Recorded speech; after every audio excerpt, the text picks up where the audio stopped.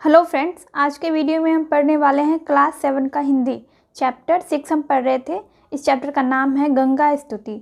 गंगा स्तुति का first part का वीडियो अपलोड हो चुका है। उस वीडियो में मैंने गंगा स्तुति कविता का अर्थ बताया है एंड आप लोग इस वीडियो को देखने से पहले उस वीडियो को ज़रूर देख लीजिएगा ताकि आपको इसके प्रश्न उत्तर सॉल्व करने में आसानी हो।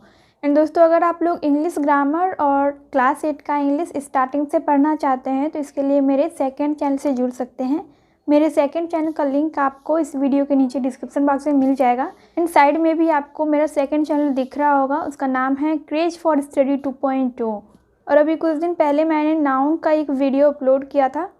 तो उस चैनल पर मैं क्लास 8 का इंग्लिश और इस ग्रामर के वीडियोज़ अपलोड करती हूँ। अगर आप लोग पढ़ना चाहते हैं तो उस चैनल से जुड़िए। उस चैनल का लिंक आपको आई बटन में भी मिल जाएगा और डिस्क्रिप्शन बॉक्स में भी मिल जाएगा।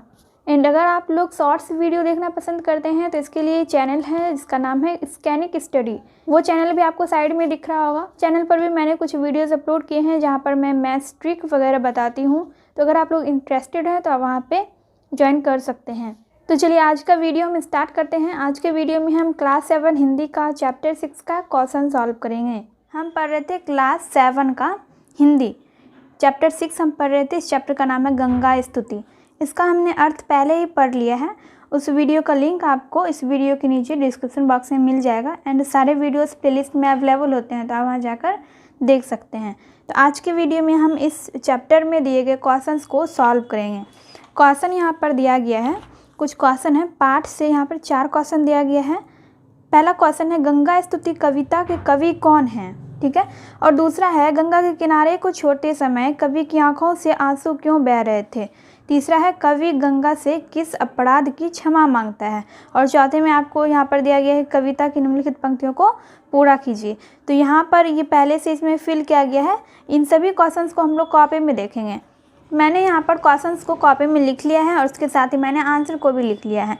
पहला क्वेश्चन है गंगा स्तुति कविता के कवि कौन है। इसका आंसर हो जाएगा गंगा स्तुति कविता के कवि विद्यापति हैं, ठीक है। इस कविता के कवि का क्या नाम है? विद्यापति। गंगा स्तुति कविता के कवि हैं विद्यापति। दूसरा क्वेश्चन है गंगा के किनारे को छोड़ते समय कवि की आंखों से आंसू क्यों बह रहे थे, ठीक है। तो इसका आंसर हो जाएगा कवि को गंगा नदी के किनारे बहुत सुख प्राप्त हो रहा था। उन्हें गंगा नदी से बहुत लगाव था, इसलिए जब कवि को गंगा नदी से दूर जाना पड़ रहा था तो उनकी आंखों से अश्रु निकल रहे थे। यहाँ पर जब आप कविता पढ़ेंगे तो इसमें दिया गया है, यहाँ पर फर्स्ट वाला जो पंक्ति है इसमें लिखा हुआ है बड़ सुख साड़ पाउल तुअ तेरे तीरे छोड़ित निकट नयन बह नीरे। इसका क्या मतलब हुआ?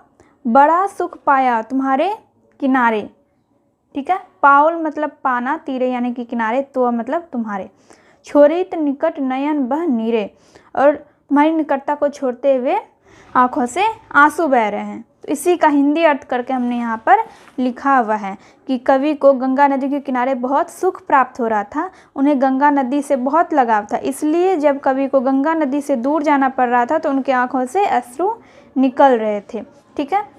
देखिए यहाँ पर तीसरा क्वेश्चन है कवि गंगा से किस अपराध की क्षमा मांगता है। पहले आप इस पैराग्राफ को पढ़ लीजिए।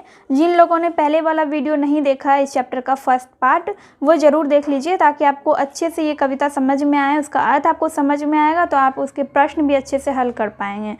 तो यहाँ पर पंक्ति में क्या है? एक अपराध क्षेमभ मोर जानी पड़सल माय पाए तुअ पानी, ठीक है। इसका मतलब ये हुआ कि कवि कह रहे हैं कि एक अपराध जानकर मुझे क्षमा कर दो कि मेरे पैर ने तुम्हारे पानी को छुआ, यानी कि स्पर्श किया। तो इसी अपराध के लिए कवि जब स्नान करने के लिए जाते हैं गंगा नदी में, तब उनके पैर जो हैं गंगा के पानी को स्पर्श करते हैं। कवि को लगता है कि उन्होंने ऐसा करके अपराध कर दिया, यानी कि उनके पैरों ने गंगा के पानी को छुआ, तो उनको लगता है कि उनसे अपराध हुआ है और उसी अपराध के लिए वो गंगा से क्षमा मांगते हैं। तो यहाँ पर क्वेश्चन क्या था? कवि गंगा से किस अपराध की क्षमा मांगता है। आंसर होगा जब कवि स्नान करने के लिए अपने पैरों से गंगा को स्पर्श करते हैं तो उन्हें लगता है कि उन्होंने गंगा को पैरों से स्पर्श करके अपराध किया है, पैरों से स्पर्श करके अपराध किया है, इसलिए कवि गंगा से क्षमा मांगता है, ठीक है। तो हमने 3 क्वेश्चन सॉल्व कर लिया। चौथा क्वेश्चन है कविता के निम्नलिखित पंक्तियों को पूरा कीजिए। जो मैंने यहाँ पर ब्लैक पेन से लिखा हुआ है वो क्वेश्चन है और जो ब्लू पेन से लिखा है वो आंसर है। तो क्वेश्चन क्या है कि करब जब तप जोग ध्याने, कि करब जब तप जोग ध्याने। ये वाला पंक्ति देखिए यहाँ पर दिया गया है कि करब जब तप जोग ध्याने। तो ये पंक्ति कब पूरा होगा, जब उसमें आप ये वाला लाइन जोड़ेंगे, जन्म कृतार्थ एक ही स्नाने। तो यही वाला लाइन जो है आंसर में लिखना है। तो यही हमने लिखा है जन्म कृतार्थ एक ही स्नाने। स्नाने का मतलब होता है स्नान। तो इसका अर्थ मैंने पहले ही आपको बता दिया है। चलिए आगे बढ़ते हैं। यहाँ पर दूसरा क्वेश्चन है, यहाँ पर देख सकते हैं, यहाँ पर पहले से ही लिखा गया है। क्वेश्चन यहाँ पे ये है कि अंतकाल जनु बिरसहु मोहि।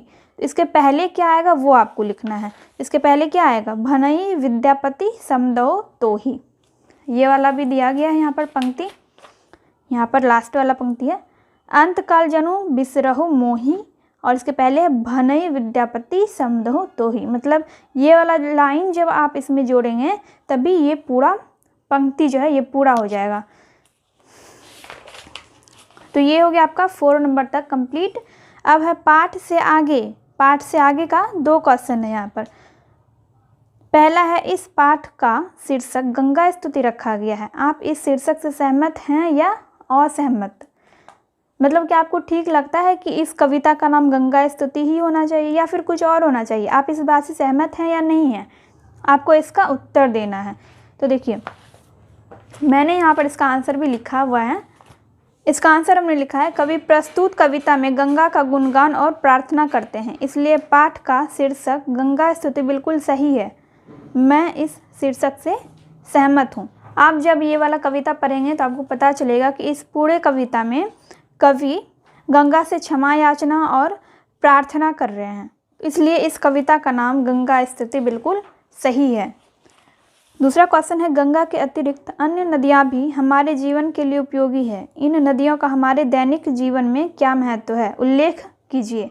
इसका आंसर हो जाएगा अन्य नदियाँ भी हमारे जीवन के लिए बहुत उपयोगी है और महत्वपूर्ण है, क्योंकि अन्य नदियों से भी हमें पीने लायक पानी और सिंचाई के लिए जल मिलता है।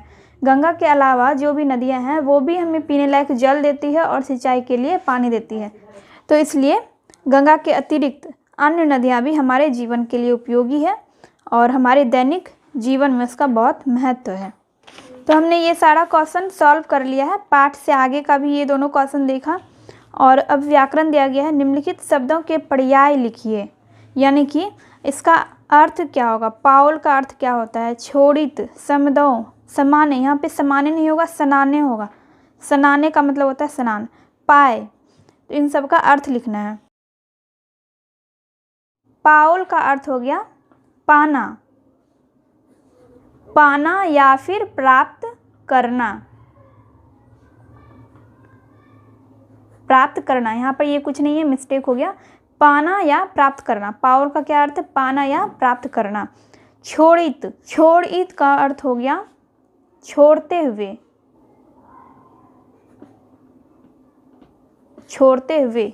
समदौ, समदौ का मतलब प्रार्थना, प्रार्थना करना। स्नाने, स्नाने, स्नाने का मतलब होता है स्नान। पाय, पाय का मतलब हो गया पैर। मैंने यहाँ पर आपको जितना भी क्वेश्चंस बताया सबको आप लोग अपने कॉपी में नोट कर लें और इसको याद करें। दोस्तों आपको ये वीडियो कैसा लगा प्लीज़ आप लोग कमेंट करके बताइएगा। मैंने पूरी कोशिश की है आपको इसमें अच्छे से आंसर्स देने की एंड आपको समझाने की। आई होप आपको इस चैप्टर में अब कहीं पर भी कोई प्रॉब्लम नहीं आएगी। अगर फिर भी आपको कोई डाउट रह जाता है तो आप कमेंट सेक्शन में कमेंट कर सकते हैं। तो चलिए हम मिलते हैं नेक्स्ट वीडियो में।